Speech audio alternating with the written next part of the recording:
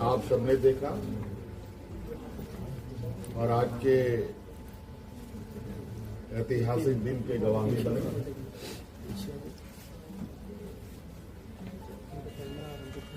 आज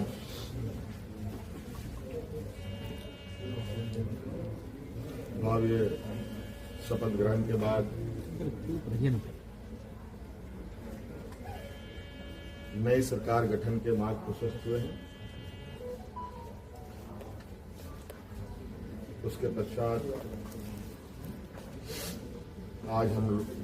प्रोजेक्ट भवन में आए हैं और बहुत सारे बिंदुओं के साथ पदाधिकारियों को निर्देश भी दिया गया।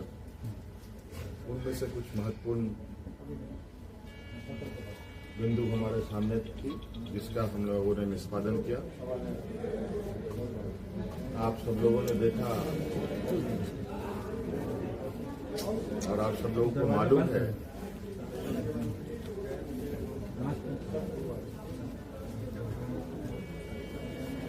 केंद्र सरकार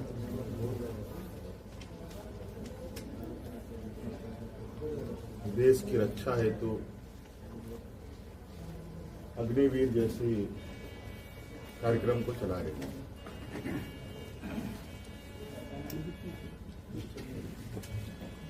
उस विषय को लेकर कई सवाल हैं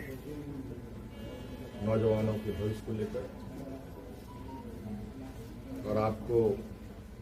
मैं बताना चाहूंगा कि राज्य सरकार ने,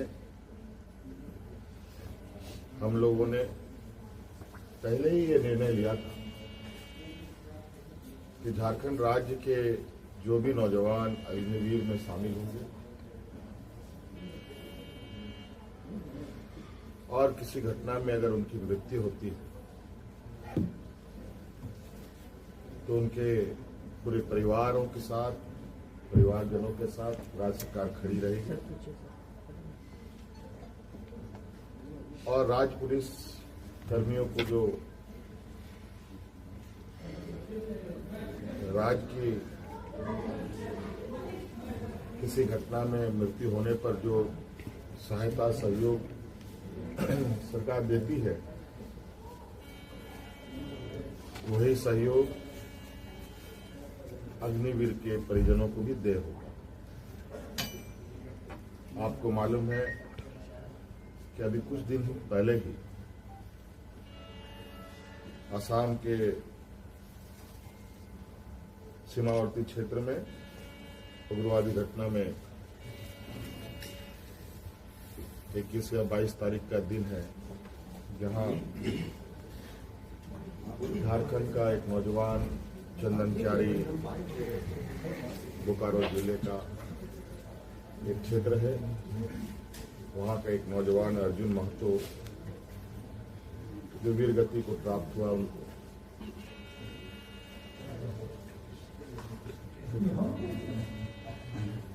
और आज हमने उनके परिजनों को बुलाया, उनके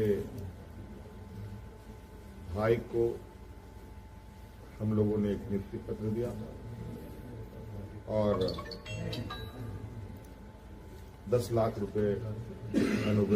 अनुदान भी उन्हें उपलब्ध कराया गया और उनके भाई बलराम महतो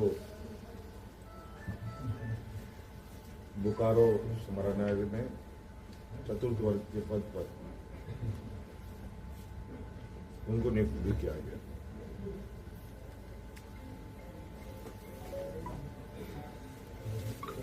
लगभग मुझे लगता है इस घटना को हुए हफ्ता दिन हुआ होगा और हमारी कोशिश थी कि अविलंब उनको ये सहायता उपलब्ध कराया जाए, क्योंकि आप सबको मालूम है कि राज्य में आचार संहिता लागू था, सरकार गठन की प्रक्रिया चल रही थी और सरकार गठन होने के पहला कदम हम लोगों ने उस पीड़ित परिवार के साथ खड़ा होने का अपना संकल्प पूरा किया। इसके अलावा आज सभी विधायकों को 81 विधानसभा में जो चुने गए सदस्यों को शपथ ग्रहण हेतु प्रोटेम स्पीकर के रूप में प्रोफेसर स्टीफन मोरांजी जी को चुना गया और ये भी निर्णय लिया गया कि आगामी 9 से 12 तारीख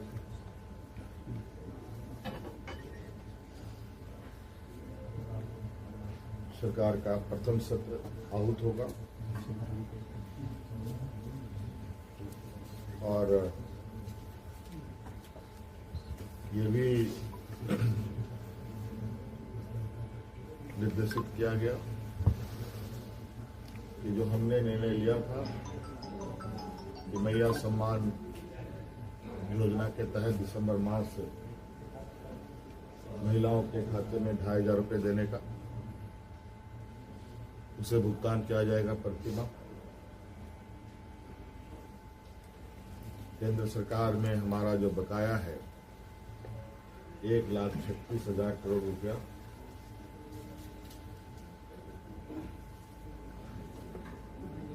जो केंद्रीय सरकारी उपक्रमों पर है, उसकी वसूली के लिए कानूनी कार्रवाई प्रारंभ की जाएगी।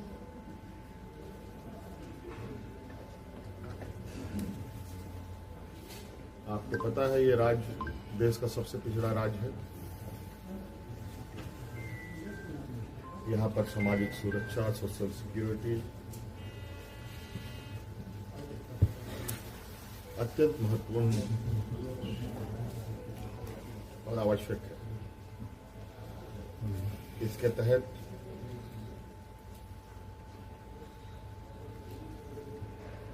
राज्य के गरीब गुरुआ लोगों को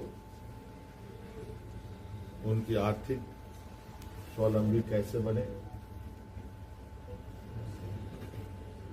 और इसको लेकर सरकार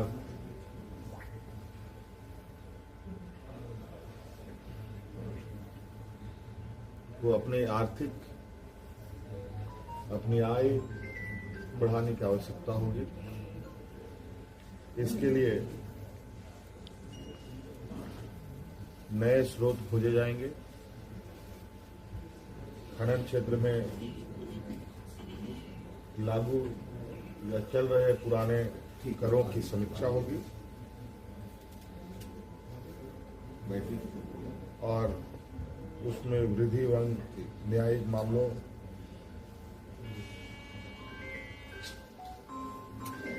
जो लंबित है उन सबको त्वरित गति से खत्म किया जाएगा।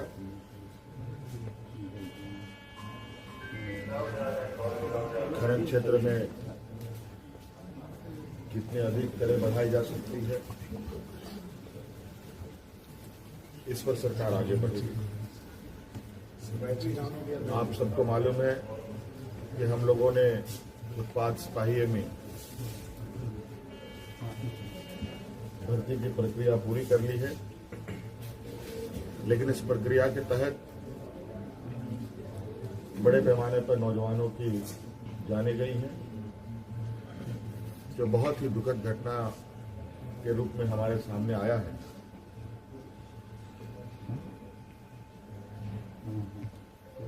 क्योंकि भविष्य में भी बड़े पैमाने पर पुलिस की बहाली होनी है, इसलिए अविलंब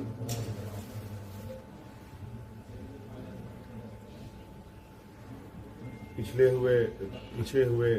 नियुक्ति में जो घटना घटी है उसकी समीक्षा की जाएगी।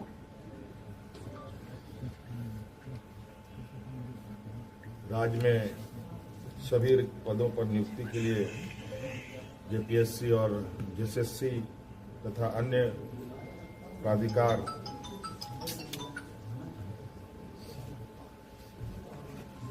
1 जनवरी 2025 के पूर्व परीक्षा कैलेंडर प्रकाशित किया जाएगा और जो लंबित रिजल्ट्स हैं उनको प्रकाशित किया जाएगा। साथ साथ में यह भी निर्णय लिया गया, असम में जो वहां के चाय बागान में बरसों बरस से यहाँ के मूल वासियों को ले जाया जा करके जो वहां बसे हैं, जो विशेषकर जनजातीय समूह जो झारखंड मूल के हैं, उनकी दशा एवं उनके भविष्य में दिए जाने वाले सुविधा का अध्ययन के लिए सर्वदलीय प्रतिनिधि मंडल एवं पदाधिकारियों का दल असम जाकर जमीनी स्तर पर अध्ययन करेगी और सरकार को प्रतिवेदन सौंपेगी। ये कुछ महत्वपूर्ण बिंदु आपके हम समक्ष हमने रखा है। बाकी चीजें और भी है जो हम समय समय पर आप सब लोगों के समक्ष अवगत कराने का काम करें। ये फ्लोर टेस्ट जो है